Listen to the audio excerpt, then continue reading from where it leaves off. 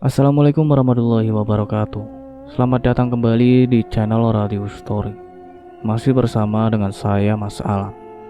Untuk kisah kali ini masih melanjutkan dari kisah yang sebelumnya, yaitu kisah yang berjudul 7 hari setelah kepergian ibu. Sebelum kita masuk ke ceritanya, jangan lupa untuk like, comment, subscribe channel ini dan nyalakan juga lonceng notifikasinya agar tidak ketinggalan cerita-cerita dari channel ini. Dan seperti apa ceritanya? Mari kita dengarkan.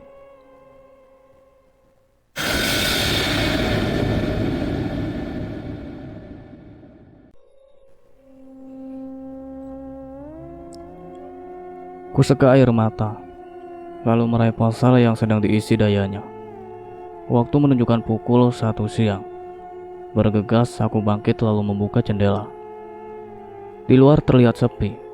Suara anak-anak komplek yang biasanya bermain pun tidak terdengar. Aku berjalan keluar kamar. Rasa takut ini kembali muncul saat melihat ke arah dapur. Namun, kandungan kemih yang sudah terisi penuh ini memaksaku untuk berjalan ke sana. Lampu dapur begitu terang, tapi entah kenapa membuat bulu kuduk ini meremang. Kulihat wajan dan panci stainless sudah tergeletak di lantai. Kurapikan semuanya, mengembalikan ke tempat semula. Aku mulai ragu kalau yang datang semalam itu adalah ibu. Soalnya dia tidak mungkin membanting alat dapur kesayangannya. Sebelum melangkah ke kamar mandi, aku meminum segelas air dingin, membasahi kerongkongan yang terasa kering. Kemudian buang air kecil dan lanjut mengambil wudhu. Aku pun kembali ke kamar, langsung menyalakan pendingin ruangan. Soalnya jam segini Jakarta sedang panas-panasnya. Kemudian memakai sarung dan sholat. Tak pernah sekalipun lupa untuk mendoakan ayah dan ibu agar diberi tempat terbaik di sisi Allah, dilapangkan kuburannya dan diampuni segala dosanya. Hanya itu yang bisa kulakukan sebagai bentuk pengabdian seorang anak untuk orang tua. Aku bangkit, lalu berjalan keluar kamar, menyalakan televisi di ruang tengah agar suasana rumah tidak begitu sepi. Kemudian pergi keluar untuk mencari Samson. Dari tadi pagi kucing itu tidak kelihatan. Samson, teriakku sembari berjalan ke arah pagar. Biasanya kucing itu akan datang saat dipanggil. Aku berdiri di depan pagar sambil memanggil namanya. Tak lama kemudian, Samson muncul dari rumah sebelah. Namun, ia tidak mau menghampiriku. Aku berjalan mendekat lalu menggendongnya. Saat akan masuk ke dalam rumah, Samson berontak. Terpaksa aku menurunkannya. Kucing jantan berbulu hitam itu berlari keluar pagar. Tingkahnya yang aneh membuatku curiga kalau ada sesuatu di rumah ini. Sesuatu yang membuatnya tak nyaman dan ketakutan. Aku mengambil wadah makanan dan minuman Samson, lalu membawanya keluar. Setelah dipaksa, kucing itu baru mau makan. Namun, ia tetap tidak mau masuk ke dalam rumah. Setelah memberi makan Samson, aku pun kembali ke kamar, berbaring di atas kasur sembari membuka aplikasi pesan makanan online. Soalnya aku dari pagi belum makan apapun. Ingin sekali masak mie di dapur, tapi belum ada keberanian. Aku duduk di ruang tengah, menonton televisi sambil menunggu pesanan datang. Sesekali mata ini melirik ke arah dapur. Masih terasa aura mencekam di sana. Pesanan datang. Aku berlari keluar untuk mengambilnya. Kemudian memilih makan di dalam kamar. Sementara itu, sengaja ku biarkan televisi tetap menyala dengan volume besar. Setelah makan, aku kembali berbaring di atas kasur, sembari bermain game di ponsel. Mata ini mulai mengantuk. Kuletakkan ponsel di dekat bantal, kemudian mulai menutup mata. Tak lama aku pun tertidur. Tiba-tiba suara itu mulai mengganggu tidurku. Aku membuka mata, tapi suara itu menghilang. Kulirik jendela. Langit di luar sudah begitu gelap. Kulihat jam di ponsel, pukul 19:12. Bergegas aku bangkit dan pergi keluar kamar. suasana begitu sepi. Televisi yang seharusnya menyala kini sudah mati. Entah siapa yang mematikan. Suara benturan itu kembali terdengar. Sukses membuat jantung ini berhenti berdetak sepersekian detik. Suaranya terdengar begitu dekat dari kamar ibu yang berada di sebelah kamarku. Kuberanikan diri mendekati pintu kamar ibu. Kali ini aku tidak akan lari. Bagaimanapun ia adalah ibu. Ibu yang sangat berarti di hidupku. Kubuka pintu kamarnya perlahan. Sudah siap dengan pemandangan mengerikan di dalam. Ibu, lidahku terasa sulit digerakkan saat melihat ibu sedang duduk di atas kasur sambil membentur-benturkan kepalanya ke tembok. Gilang, tolong ibu, balasnya seraya menoleh padaku. Aku bergidik ngeri saat melihat sebagian wajahnya sudah tak berbentuk lagi. Gilang, harus bagaimana, Bu? Bantu ibu keluar dari tempat itu. Tiba-tiba kepala ibu didorong dengan keras ke tembok. Tak lama kemudian ada sosok makhluk berukuran besar. Kulitnya berwarna hitam legam. Seluruh bagian matanya berwarna putih menyala, menyorot ke arahku. Yang paling mengerikan adalah wajahnya seperti anjing, dengan mulut panjang dan gigi runcing. Ia juga memiliki tanduk yang melingkar seperti kambing. Tangannya yang panjang dan kurus meraih kepala ibu. Kemudian ia membenturkan kepala ibu berkali-kali ke tembok dengan pandangan mata yang masih mengarah padaku. Sementara itu, ibu menjerit kesakitan. Ia tertawa dengan mulut menganga. Sontak nyaliku runtuh, lalu berlari keluar rumah sambil berteriak minta tolong. Tak ada seorang pun di luar. Aku berlari menuju pos satpam. Namun, Delia, anak Pak Didit, sudah lebih dulu menghadang. Ia berjalan dengan kaki pincang ke arahku, sembari meminta tolong. Tak lama Pak Didit dan istrinya muncul dengan kondisi yang tak kalah mengerikan. Aku membalikkan badan, namun sosok hitam tadi sudah berdiri di tengah jalan, sembari menyeret ibu dan Bu Salma. Posisiku terkepung, tak bisa kemana-mana. Aku menutup mata, lalu jongkok. Tak lupa menutup telinga, karena tak ingin mendengar jeritan dan tangisan ibu. Tiba-tiba ada yang menarik rambutku. Tarikannya begitu kencang, hingga membuat kepala ini menengadah. Saat membuka mata, sosok hitam tadi sudah ada di hadapan. Aku berteriak kencang. Baru satu teriakan, sosok hitam itu sudah membenturkan kepalaku ke jalan. Aku terjatuh ke lantai dengan posisi kepala mendarat duluan. Au! Ucapku sambil mengusap kepala, kemudian mengedarkan pandangan. Sosok hitam tadi sudah tidak ada. Ternyata itu hanya mimpi. Aku bangkit dan membuka jendela. Langit di luar terlihat sangat gelap. Sepertinya sebentar lagi akan turun hujan. Ku ambil ponsel di atas kasur dan ternyata sudah jam 5 sore. Ya Allah, belum sholat asar. Aku berlari keluar. Namun langkah ini terhenti saat melihat televisi dalam keadaan mati. Jujur seperti dejavu dengan situasi ini. Aku melirik ke arah pintu kamar ibu. Terdengar suara dari kamar ibu diikuti suara rintian. Jangan kepo Gilang, ucap suara hatiku. Aku pun kembali ke kamar, mengambil beberapa helai baju dan celana. Kemudian dimasukkan ke dalam tas. Sementara itu suara dari kamar ibu masih terdengar. Ku ambil ponsel, dompet, dan kunci motor. Kemudian berlari keluar rumah. Setelah mengunci pintu, langsung mengambil motor di garasi. Kini aku mengalami sebuah adegan klis yang sering ada di film horor. Motor tidak menyala. Suara benturan itu terdengar di tembok samping, tembok kamarku. Sontak aku mendorong motor sampai keluar pagar. Setelah itu motor baru bisa menyala. Dari ekor mata terlihat ada bayangan hitam berdiri di dekat mobil. Bergegas aku melajukan motor dengan kecepatan tinggi, tanpa berpikir arah dan tujuan. Sudah 1 jam aku berdiam diri di masjid komplek, masih belum menentukan tujuan. Ku coba mengirim pesan ke Ega, tapi belum ada balasan. Tiba-tiba ada notif, panjang umur. Akhirnya Ega membalas pesanku. Gua nggak ada di rumah, Lang. Balik kapan? Besok. Aku tak begitu saja percaya dengan ucapannya. Ku coba menelponnya. Apaan, Lang? Ucapnya saat telepon diangkat.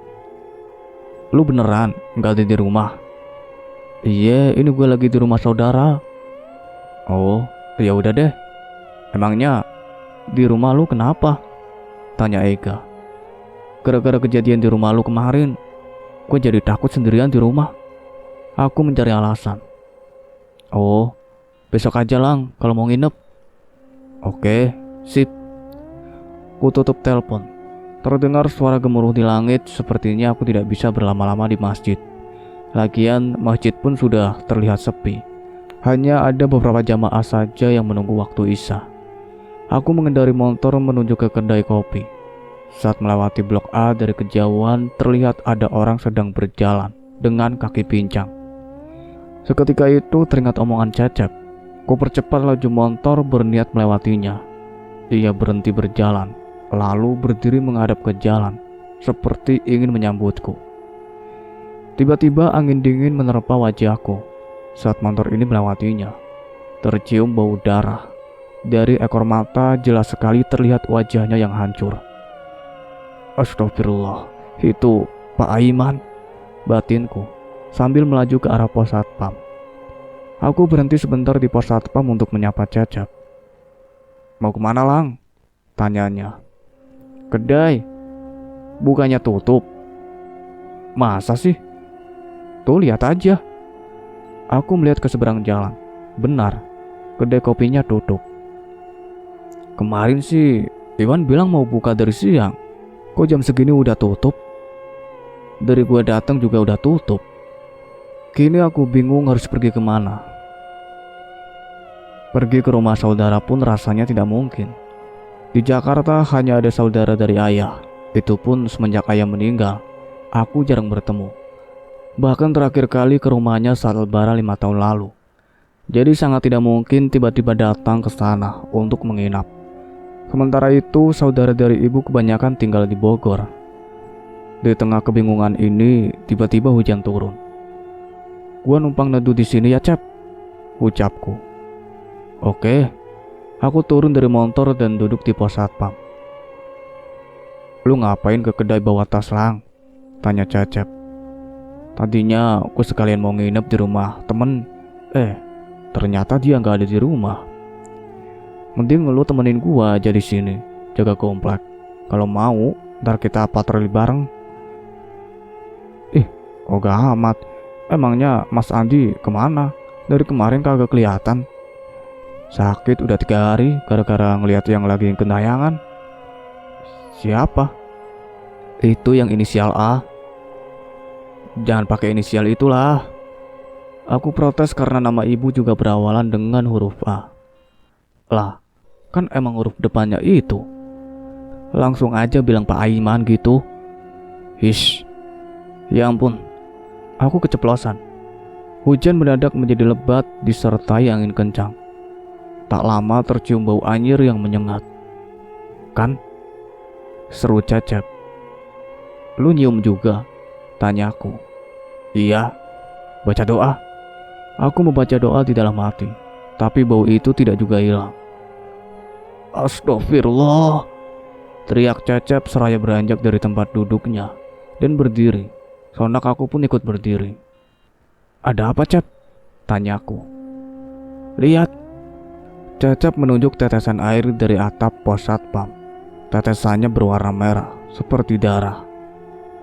Astagfirullah, teriakku. Masuk. Cecep mengajakku masuk ke dalam pos satpam. Kemudian ia menutup pintunya. Makanya kalau ngomong itu dijaga, Lang, omelnya. Keceplosan, Cep. Aku tak menyangka kalau kejadiannya akan seperti ini. Perasaan kemarin aku, Ega dan Iwan sempat menyebut namanya, tapi tidak terjadi apa-apa. 2 ketukan pelan terdengar di pintu. Sontak membuat mata kami tertuju pada jendela di samping pintu. Pak Aiman sudah berdiri di sana dengan wajah hancurnya. Refleks aku menutup mata sambil merapal doa. Cecep pun ikut berdoa dengan suara lantang. bau anyir pun menghilang. Masih ada, Cep? Tanyaku, masih menutup mata. Gak ada, sautnya. Aku membuka mata dan melihat ke jendela. Benar, Pak Aiman sudah tidak ada. Ini nih, akibatnya kalau ada orang meninggal, rumahnya bukan didoain sampai 40 hari. Malah ditinggal begitu aja. Keluh Cecep. Emang ngaruh? Iya kan katanya kalau orang meninggal masih ada di rumah selama 40 hari. Makanya lebih bagus didoain. Ini malah ditinggal rumahnya. Kan berdoa bisa di mana aja, Cep. Iya, tapi bagusnya di rumah juga. Kayaknya sekarang sisa rumah lu doang yang belum kosong deh. Rumah Pak Dika? Tanyaku. Soalnya kemarin masih terlihat banyak orang. Emang lu kagak tahu? Cecep malah berbalik tanya. Tahu apaan? Aku pun bingung. Lah, Pak Dika kan tetangga lu. Jauh, Cep. Beda 8 rumah. Lagian dari pagi gua kagak keluar rumah, tiduran doang. Intinya tadi pagi Pak Dika masuk ke rumah sakit. Nah, terus anggota keluarga yang lainnya kayak bawa koper gitu. Jadi sekarang sisa rumah lu aja yang ada penghuninya, ucap Cecep. Rumah lu aman-aman aja kan? Imbuhnya. Sebuah pertanyaan yang sebenarnya malas ku jawab. Aman. Sebelumnya gua minta maaf nih, Lang. Ah, kenapa? Gua sempet denger dari omongan warga sini. Kayaknya kecelakaan itu emang disengaja. Disengaja gimana? Gini, lu tahu kan rombongan mau pergi kemana? Iya, mau ziarah ke Cirebon. Nah, lu tahu nggak ketua rombongannya siapa? Kagak tahu. Namanya Haji Rofi. Oh, terus hubungannya apa? Lu kagak tahu Haji Rofi? Kagak. Emang dia siapa? Itu loh, pengusaha walet di Menteng. Tetep gua kagak tahu, Cep. Jadi dia tuh setiap tahun sering ngadain acara ziarah keliling Jawa Barat gitu. Iya terus? Nah, setiap acara itu pasti ada aja kecelakaan dan makan korban. Gua gak terlalu ngerti hal-hal begituan, Cep. Coba ngomongnya yang jelas. Kata desas-desus yang beredar di sini sih, korban kecelakaan itu sengaja ditumbalkan. Tumbal tuh apaan? Astaga, lu kagak suka nonton YouTube horor gitu? Kagak.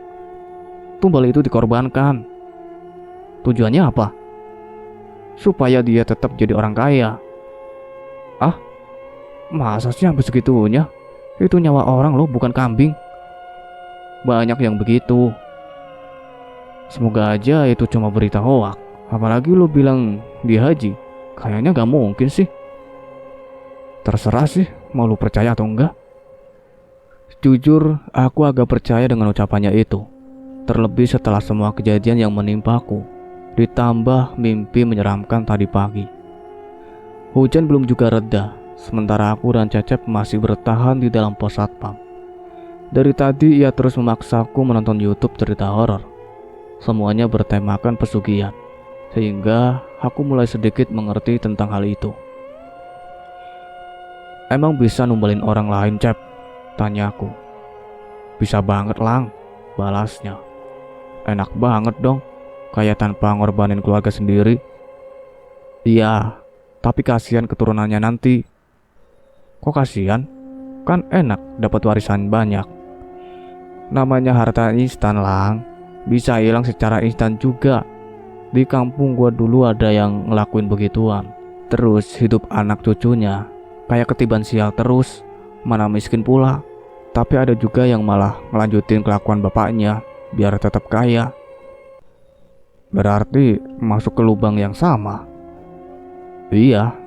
Lu tahu nggak bentuk jin pesugihan itu kayak gimana?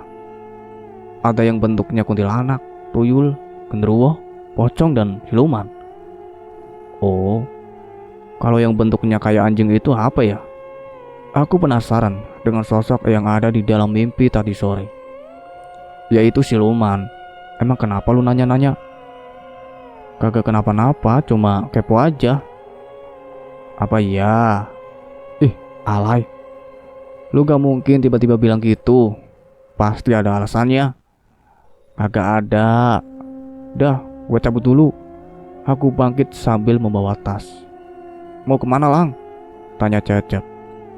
Mau ke rumah temen, sahutku. Tati bilangnya kagak jadi. Barusan dia WA kalau ada di rumah. Masih hujan, Lang. Ada jas hujan kok. Aku melangkah keluar, sembari mengedarkan pandangan. Takut kalau Pak Aiman masih ada di sekitar sini. Setelah dirasa aman, bergegas aku membuka jok motor lalu mengambil jas hujan. Parah si Gilang, malah kabur, ucap Cecep. Daripada ngendok doang di dalam pos, sahutku sembari mengenakan jas hujan. Gue pergi dulu, Cep. Hati-hati. Aslilah, cukup tahu aja gue ditinggal sendirian. Bukannya udah biasa sendiri. Aku mengambil kunci motor.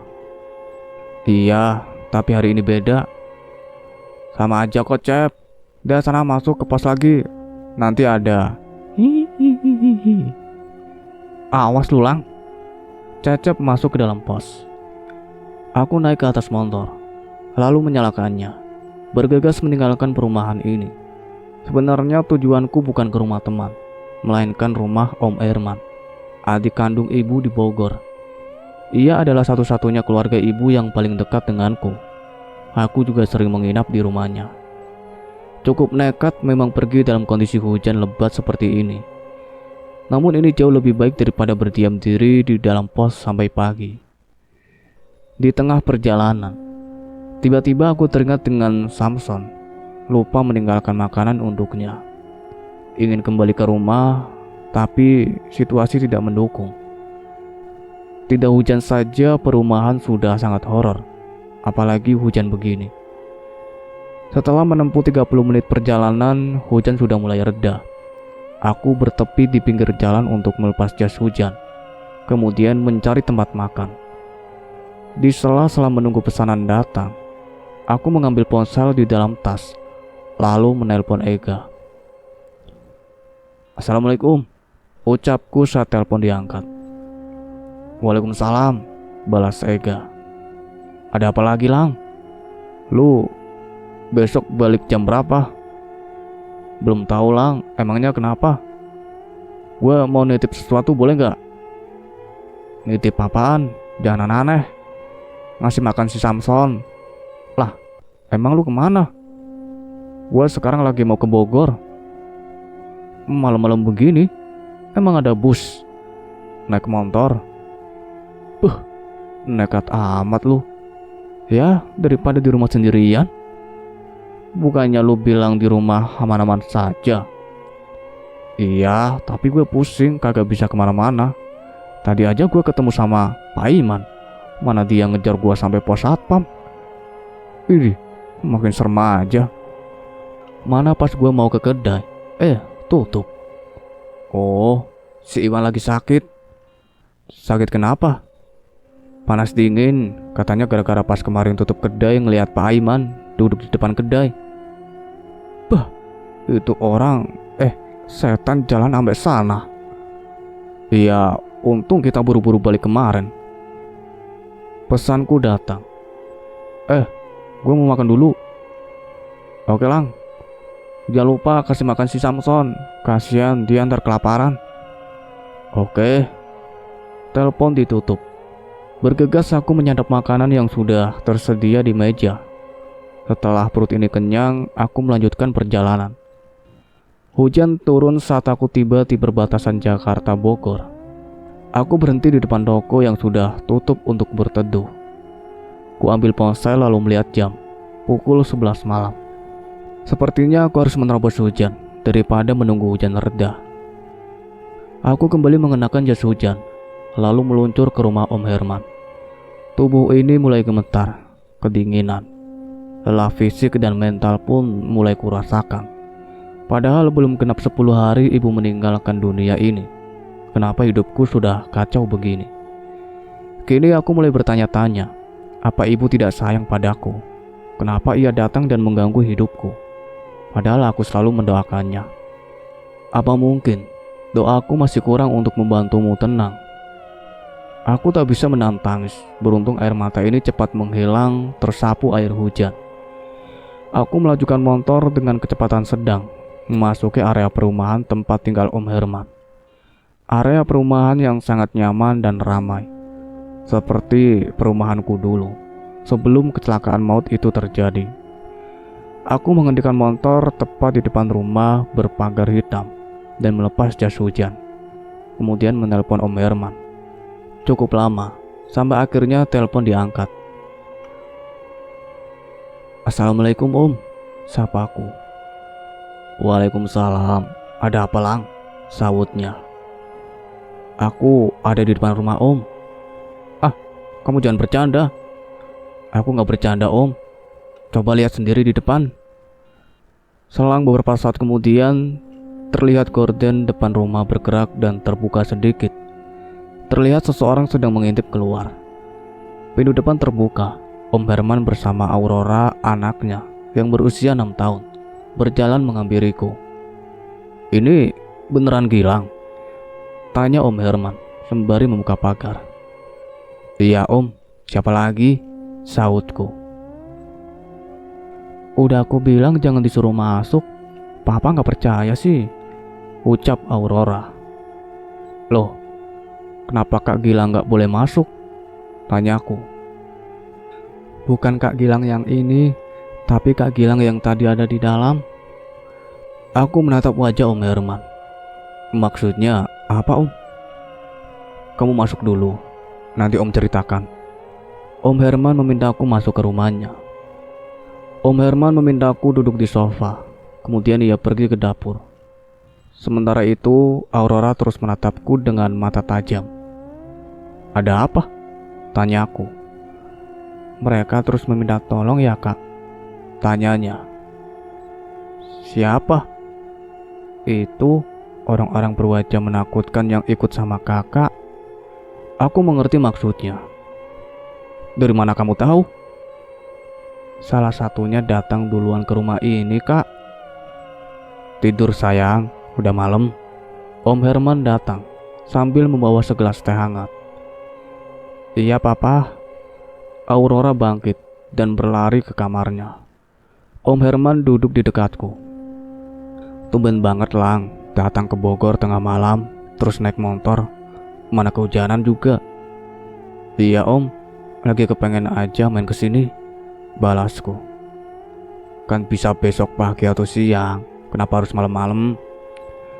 "Lebih enak malam Om, sepi plus dingin." "Yang jujur Lang, Om tahu pasti ada sesuatu." Aku menghela napas. "Sebenarnya emang ada sesuatu Om. Apa Om percaya sama setan gentayangan?" "Percaya." "Om pernah lihat?" "Pernah beberapa kali." "Nah, semenjak kejadian kecelakaan maut itu, suasana perumahan jadi horor banget Om." "Horor gimana? Perasaan waktu 7 harian ibu kamu, suasananya masih biasa saja." "Kelihatannya biasa aja, tapi sebenarnya banyak korban kecelakaan itu yang gentayangan,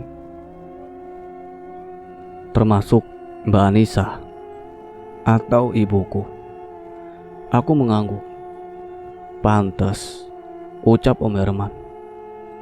"Pantes kenapa?" "Beberapa hari terakhir ini Om sering mimpiin ibu kamu Lang." "Gimana mimpinya Om?" "Ibu kamu cuma nangis." "Ibu gak ngomong sesuatu?" "Enggak." "Aku juga mimpi begitu Om."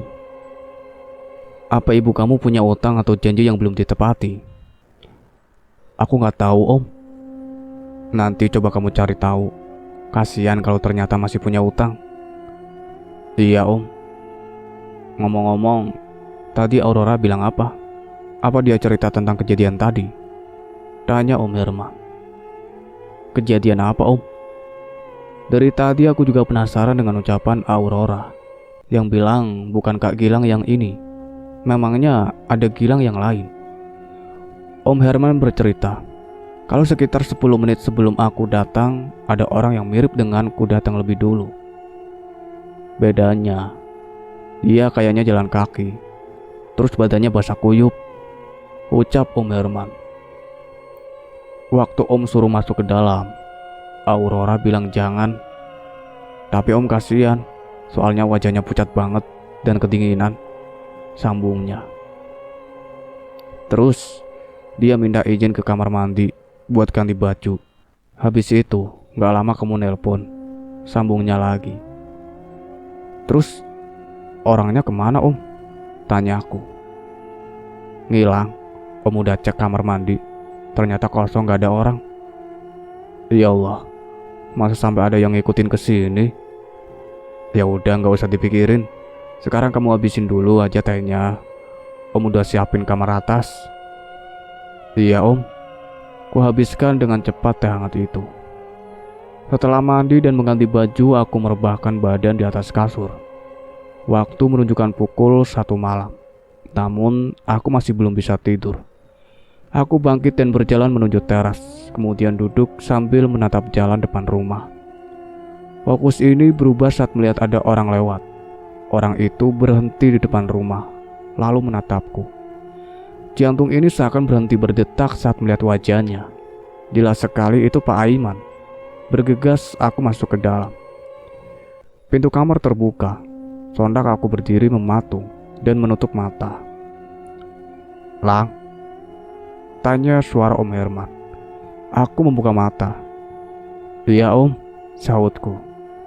Kamu ngapain berdiri di situ? Tanyanya. Oh, tadi habis lihat pemandangan di luar. Apa yang dilihat? Paling cuman jalan doang. Nah, itu Om tahu. Kamu lapar gak? Sedikit. Makan di luar yuk. Om gak tidur? Gak ngantuk? Wah, berarti sama. Kami pun pergi ke lantai bawah. Kemudian Om Herman mengambil kunci mobil di kamar.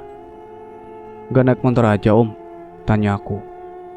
Nanti kalau hujan repot, balasnya sembari membuka pintu depan. Mau makan di mana Om? Tanya aku. Di Pajajaran, kalau malam rame yang jual makanan.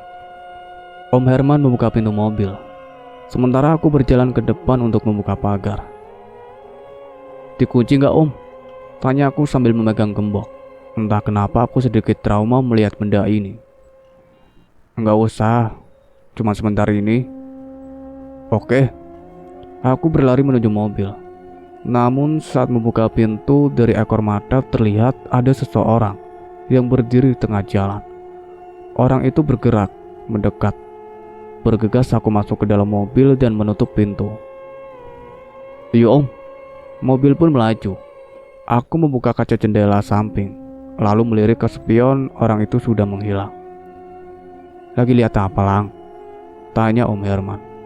Gak lihat apa-apa. Elakku sambil menutup jendela. Jangan bohong. Kamu lihat orang berdiri di tengah jalan kan? Lah, Om juga lihat? Iya. Sebenarnya pas tadi aku duduk di teras sempat ngeliat juga Om. Orang yang sama. Nah, kalau itu nggak tahu. Cuman kalau yang aku lihat di teras itu salah satu korban kecelakaan. Kenapa mereka ngikutin kamu? Aku juga nggak tahu Om. Pasti ada alasannya atau ada pesan yang ingin mereka sampaikan. Tapi kamu terlalu takut. Iya takut Om. Mukanya aja serem begitu. Lain kali jangan takut, ajak mereka bicara. Waduh, aku nggak berani Om. Mobil melaju dengan cepat melewati jalan utama kota Bogor. Hanya kurang dari 5 menit kami sudah sampai ke tempat tujuan. Mau makan apa Lang? Tanya Om Herman. Apa aja deh bebas, sahutku. Pecel ayam. Yang lain Om? Katanya bebas. Tadi pas berangkat ke sini udah makan pecel ayam. Oh, bilang dong. Ya udah, makan nasi uduk aja biar kenyang. Nah, boleh tuh. Ntar tidurnya pules. Om Herman memarkirkan mobil tepat di samping pedagang nasi uduk. Aku pun turun dari mobil. melihat menu yang tersedia. "Pilih aja, Lang," ucap Om Herman seraya berjalan ke arahku. Setelah memilih menu makanan, kami pun duduk dan makan. "Lang, kamu pulang kapan?" tanya Om Herman. Belum tahu, Om," balasku. "Besok kamu ikut Om ya." "Kemana?" "Ke rumah temen Om.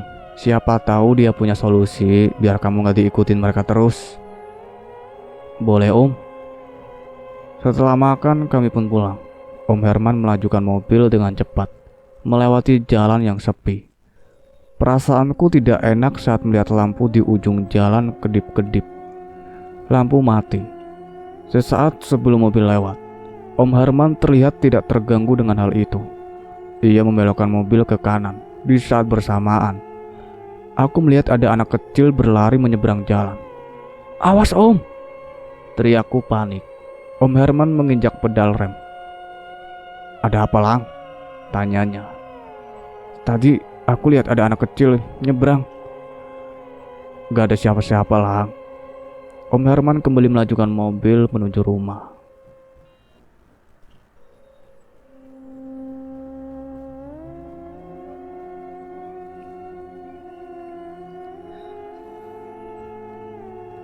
Cukup sekian ceritanya sampai di sini. Nantikan kelanjutan ceritanya. Saya akhiri. Wassalamualaikum warahmatullahi wabarakatuh.